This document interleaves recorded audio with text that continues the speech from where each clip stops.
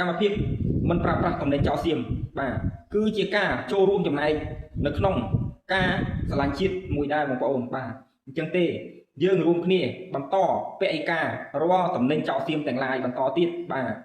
អានេះគេហៅថាសង្គ្រាមត្រជាក់បាទសង្គ្រាមត្រជាក់បាទសង្គ្រាមដោយស្ងៀមស្ងាត់បាទប្រទេសមួយគឺសេដ្ឋកិច្ចគឺសំខាន់មែនទែនបាទបើសេដ្ឋកិច្ចមិនដើរអញ្ចឹងប្រទេសនេះគឺនឹងរលំរលាយឆាប់ហើយបាទអញ្ចឹងទេយើងនាំគ្នាពហិការតំណែងរបស់វាទាំងឡាយដែលមាននៅលើទីផ្សារយើងនេះយើងបន្តពហិការបន្តទៀតបាទយើងត្រូវតែចងចាំនៅក្នុងខួរក្បាលជានិច្ចថាចៅសៀមគឺបានឈ្លានពានដែនដីរបស់យើងបាទបងប្អូនត្រូវតែចាំបាទវាមិនមែនជាលើកទី1ទេវាច្រើនដងច្រើនសារមកហើយគ្រប់ចំនួនបងប្អូនមានឃើញអត់មានដឹងអត់បាទល្មមចេះឈឺហើយជាពិសេសអ្នកដែលនៅអនុញ្ញាតអ្នកនៅតែបន្តការនាំចូលបាទ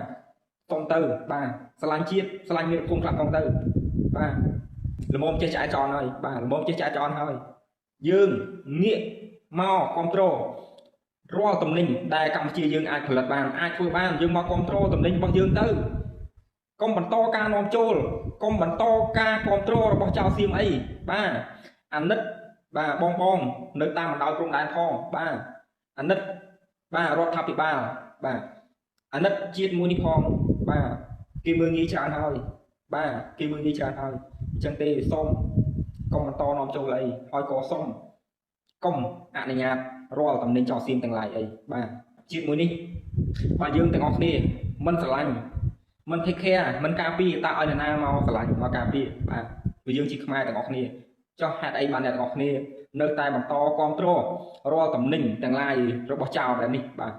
ចៅនេះមិនមែនចៅថ្មីទេបងប្អូនបាទគឺចៅតពូជបាទឲ្យចាំផងបងប្អូនបាទយើងត្រូវតែ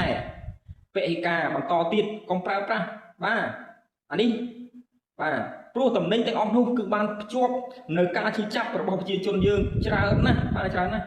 បងប្អូនមានឃើញទេរាល់ថ្ងៃនេះបលាលួសចេះតែរំកិលមកមុខជារៀងរាល់ថ្ងៃបាទមានឃើញអត់មានបើកភ្នែកគឺមើលអត់ទេអ្នកដែលអនុញ្ញាតទាំងឡាយអើយបាទហើយខ្ញុំក៏ជឿថាមានតែបន្តិចបន្តួចទេអ្នកដែលនៅតែបន្តគ្រប់គ្រងតំណែងចៅសៀមនេះបាទមានតែបន្តិចបន្តួចទេអាបន្តិចបន្តួចហ្នឹងក៏កុំឲ្យមានទៅបងប្អូនបាទយើងលុបបំបត្តិតំណែងទាំងឡាយរបស់ចៅសៀមបាទយើងងាកមកគ្រប់គ្រងរាល់ផលិតផលខ្មែរយើងដែលអាចធ្វើបានដែលអាចផលិតបានមិនខ្វះទេយើងមកគ្រប់គ្រងរបស់យើងវិញហើយយើងត្រូវតែចេះឈឺចាប់បាទត្រូវតែចេះឈឺចាប់បាទខ្ញុំអូនទូរស័ព្ទម្ដងឃើញបងនៅជួរមុខបាទគឺខ្ញុំអាណិតពួកគាត់ខ្លាំងណាស់បាទឃ្លាតទាំងគ្រួសារឃ្លាតបាទទាំងប្រពន្ធកូនផ្ទះសបែងបាទដើម្បីអីដើម្បីទៅការពារជាតិមួយនេះបាទតែហេតុអីបាន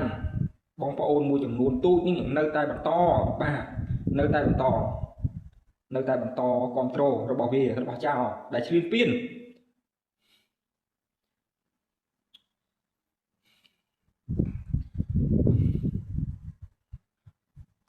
ដែលឈ្លានពានលើដែនដីរបស់យើងហេតុអី